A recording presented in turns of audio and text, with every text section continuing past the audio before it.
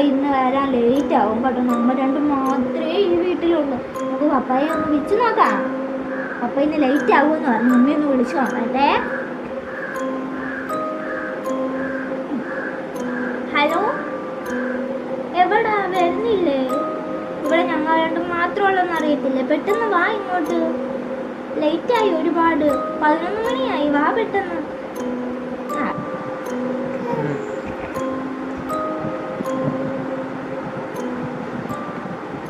സമയം ഒരുപാടായല്ലോ. ഏട്ടനെ കാണുന്നില്ലല്ലോ.